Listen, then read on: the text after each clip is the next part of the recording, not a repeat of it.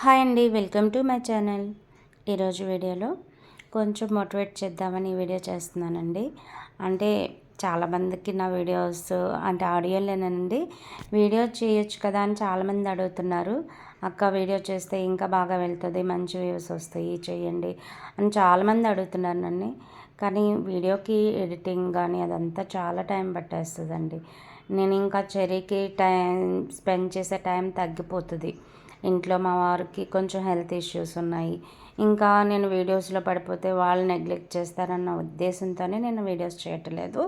పర్వాలేదు, ఈ మాత్రమైనా నాకు పర్వాలేదు, ఆడియో చాలామందికి బాగానే అర్థమవుతుంది, వాళ్ళు అర్థం చేసుకోగలుగుతున్నారు, ఎంతో కొంత చేయగలుగుతున్నారు, ఏమైనా డౌట్స్ ఉంటే కాల్ చేసి అడుగుతున్నారు. బస్ నేను కనీసం ఒక్కరికైనా ఉపయోగపడిపోతుందా అని చేశాను. కానీ ఈరోజు ఒక్కరితో ఆగలేదండి, చాలామంది వరకు వెళ్ళింది.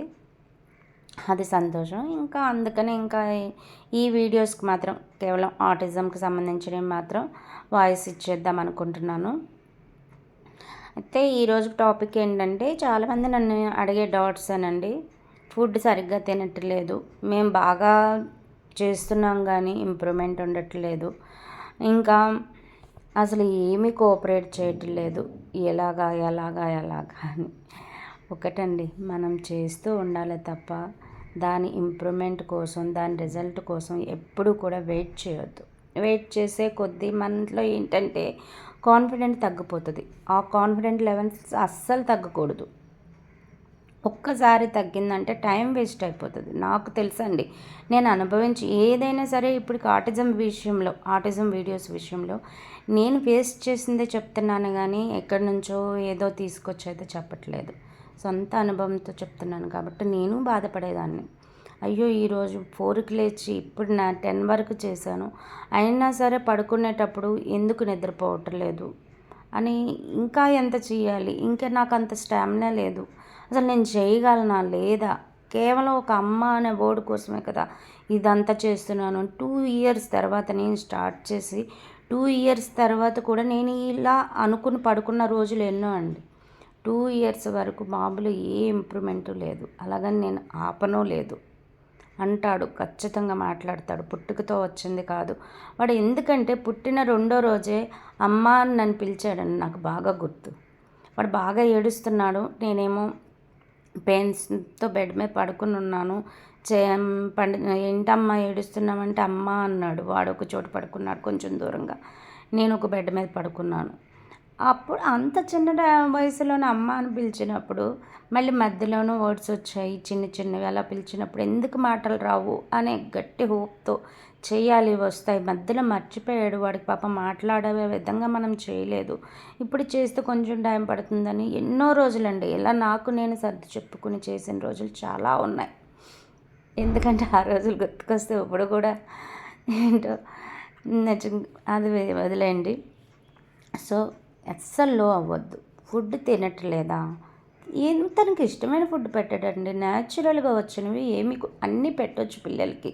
కాకపోతే కొంచెం లిమిట్ ప్రకారం, ఇప్పుడు నార్మల్ కిడ్స్ కంటే మామూలుగా ఏమైనా ఇచ్చేస్తాం. అలా షుగర్ లడ్డు అలాంటివన్నీ ఇచ్చేస్తాం. కానీ ఇంట్లో గూడుతో చేసినవో ఇప్పుడు అన్నీ న్యాచురల్గా చాలా వరకు దొరుకుతున్నాయి కదండి, అవన్నీ తీసుకొచ్చి మంచి మంచి స్వీట్స్ చేసి పెట్టండి.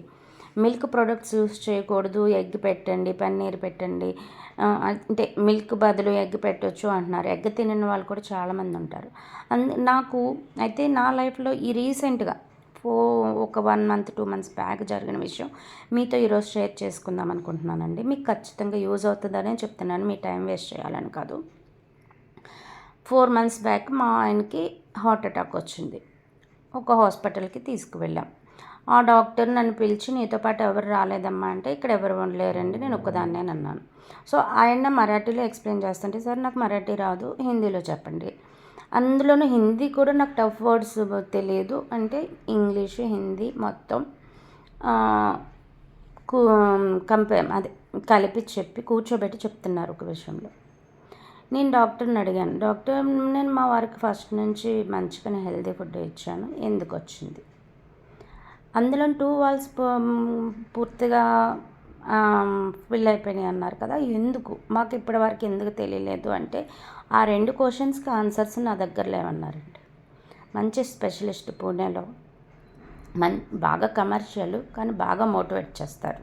అప్పుడు మాట్లాడిన తర్వాత నాకు తెలిసిన విషయం, బాగా మోటివేట్ చేస్తారని. కమర్షియల్ అంటే అది ఎక్కడైనా ఉండేది, కానీ మనల్ని భుజం తట్టి పైకి లేపేవాళ్ళంటూ ఒకళ్ళు ఉండాలి కదండి. ఆయన ఏం చెప్పారంటే, అమ్మ హార్ట్ అటాక్ ఎందుకు వస్తుందో మాకు ఇంతవరకు మేము చేస్తూనే ఉన్నాము ఏవోటి, కానీ మాకు ఇంతవరకు తెలియదు. కానీ నువ్వు హెల్తీ ఫుడ్ పెట్టానన్నావు, అయినా వచ్చింది, ఎందుకు వచ్చింది అని అడిగావు. దానికి నా దగ్గర ఆన్సర్ లేదు. కానీ ఫర్దర్గా ఎలా ఉండాలి అనేది మాత్రం నేను చెప్పగలను. నువ్వు నేను చెప్పినట్టు చేసావు అంటే లైఫ్లో ఈ ప్రాబ్లం సెకండ్ టైం రాదు అని చెప్పారు. చాలు కదా మనకి. వచ్చేసింది అని నేను ఎందుకు బాధపడుతూ అక్కడ కూర్చోవాలి? ఆల్రెడీ ఫేస్ చేసేసాం, అయిపోయింది. దానికోసం బాధపడటం అవసరమా? లేకపోతే ఫర్దర్గా రాకుండా నేను చెప్తాను అన్నారు. సో రాకుండా చూసుకోవటం అవసరం అండి నాకు.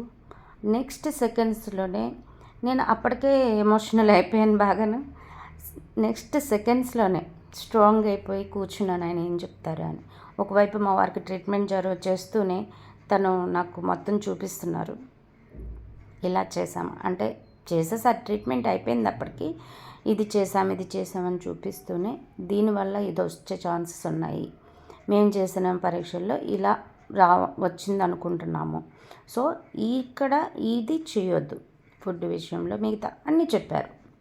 మనం అక్కడ అర్థం చేసుకోవాల్సింది ఏంటండి, ఫర్దర్గా రాకుండా చూస్తానన్నారు కదా, అది చాలు కదా, చెప్తానన్నారు కదా. మీకు కూడా అదే చెప్తున్నామండి. ఇప్పటి వరకు వచ్చేసిన దాని గురించి ఎందుకు ఆలోచించాలి? చాలామంది అయ్యో నేను అలా చేశాను, ఎందుకు వచ్చింది, మాకే ఎందుకు ఇలాగని బాధపడుతూ ఉంటారు కదా. అందుకని చెప్పాను ఈ విషయం. ఇంకా 4 days బ్యాక్ అనమాట హాస్పిటల్కి వెళ్ళాం. మేము ఏంటంటే మనకి ఎవరికైనా చేతులు కాలిన తర్వాత ఆకలి పట్టుకోవటం అలవాటు కదా. ఇంకా మా వారు ఏంటంటే ఇంకా అందరిలో ఫ్యామిలీ అందరికీ బ్లడ్ టెస్ట్లు, ఫుల్ బాడీ చెకప్లు చేసేసి మళ్ళీ డాక్టర్ చేంజ్ చేసుకుని మళ్ళీ వెళ్ళాం డాక్టర్ దగ్గరికి.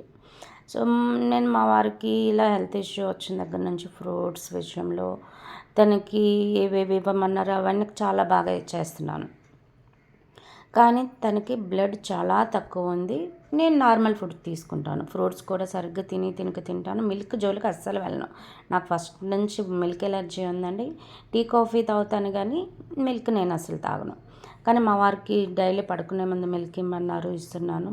అంత ఫుడ్ బాగానే పెడుతున్నాను. కానీ తనకి బ్లడ్ చాలా తక్కువ ఉందమ్మా అన్నారు. మరి నాకు డాక్టర్ అంటే నీకు బాగానే ఉంది, ఎంత ఉండాలో అంతకంటే ఎక్కువే ఉంది, పర్వాలేదు అన్నారు. నిన్న మళ్ళీ డౌట్ అడిగాను. డాక్టర్ మా వారికి ఆ రోజు నుంచి ఈ రోజు వరకు fruit juices, fruits, leafy vegetables తప్ప ఏమీ పెట్టట్లేదు. అప్పుడప్పుడు జంక్ ఫుడ్ అంటే ఇంట్లో ప్రిపేర్ చేసింది, బయట కూడా కాదు, వితౌట్ ఆయిల్ ఒకటి చేసి ఎయిర్ ఫ్రైయర్లో అలా చేసుకుని తింటున్నాము, కానీ బయట జోలికి వెళ్ళట్లేదు. ఎందుకని మా వారికి ఇంకా మీరు చెప్పారు కదా 2 monthsలో బాగా అన్నీ సెట్ అయిపోతాయి అన్నారు. కానీ ఇది 5 months నుంచి మేము ఇప్పటికి 4-5 visits అయినా కూడా బ్లడ్ తక్కువగానే ఉంటుంది, ఎందుకు అని అడిగాను. నీ బాడీకి కొంచెమే అవసరం కాబట్టి దానికి నువ్వేమీ చేయకపోయినా సరే నీకు బాగానే ఉంది. తన బాడీకి ఇంకా చాలా అవసరం. అన్ని బాడీ తత్వాలు ఒకటి కాదమ్మా. తనకి ఇంకా టైం పడుతుంది అంటే మనం ఇంకా తనకి ఇవ్వాల్సింది ఇంకా ఉంది, ఇచ్చేది సరిపోవట్లేదు. సో క్వాంటిటీ పెంచు, ఇంకా లీఫీ వెజిటబుల్స్ కానీ ఫ్రూట్స్ జ్యూసెస్ ఇంకా కొంచెం క్వాంటిటీ పెంచు అని చెప్పారు. దీంట్లో మనం అర్థం చేసుకోవాల్సింది ఏంటండి, మన పిల్లలకు కూడా మాటలు నేర్పిస్తున్నాం, రావట్లేదు అంటే మనం తనకి వచ్చేలాగా చేయట్లేదు. అంత క్వాంటిటీలో తనకి క్వాంటిటీలో కాదు, ఏ లెవెల్లో నేర్పించాలో వచ్చేలాగా నేర్పించలేకపోతున్నాం. అంటే ఇంకా పెంచుదాం, ఇంకా టైం స్పెండ్ చేద్దాం, ఇంకా ప్రాక్టీస్ చేద్దాం. అప్పుడు తనకు కావాల్సింది ఖచ్చితంగా వస్తుంది. ఫుడ్ ఈరోజు తినకపోతే రేపు తింటాడండి, ఏముంది. బ్రష్ చేయట్లేదు, ఏముందిలేండి, ఒకరోజు చేయకపోతే ఫుడ్ పెట్టేసిన తర్వాత తన మూడ్ బాగుంటుంది కదా. స్నానం చేసే ముందు మంచి బ్రష్ చేయించండి. కొంతమంది స్నానం చేసేటప్పుడు ఏడుస్తున్నారు, ఏడవనండి, ఏమైంది, 4 రోజులు ఏడుస్తాడు, 5వ రోజు చేస్తాడు కదా, చేయకుండా అయితే ఉండడు కదా. అలా నార్మల్ కిడ్స్ కూడా ఏడుస్తారు. మా పక్కన పిల్లాడు ఉన్నాడు 3 years, ఫుల్ ఇంటెలిజెంట్ అనమాట. ప్రతిదీ టక్క టక్క ఆన్సర్ చేస్తాడు.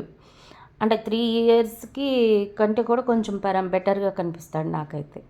కానీ వాడు స్నానం చేసేటప్పుడండి బాత్రూంలో నుంచి ఏడుపులు వినిపిస్తాయండి. మా ఫ్లాట్స్ మొత్తం ఇంకా మా ఇంట్లోనా అన్న ఫీలింగ్ వస్తది. ఎవరికి వాళ్ళకి అంత గట్టిగా ఏడుస్తాడు. ఒక్కొక్క కిడ్ ఒక్కొక్కలాగా ఉంటాడు. ఒక్కొక్కళ్ళకి తొందరగా ఇంప్రూవ్ అవుతారు. కొంతమందికి కొంచెం టైం పడుతుంది. అయ్యో! వాళ్ళకొచ్చేసినాయి మనకెందుకు రాలేదు ఇలాంటివి వద్దు అసలు మనకి. మన కిడ్‌కి ఎంత అవసరమో అది చూసుకోండి అంతేను. మంచిగానే చెప్పానని అనుకుంటున్నానండి. ఇన్ కేస్ ఏమైనా తప్పుగా చెప్పుంటే కనుక ఏమీ అనుకోవద్దు. ఎంతో కొంత మోటివేట్ చేయాలి.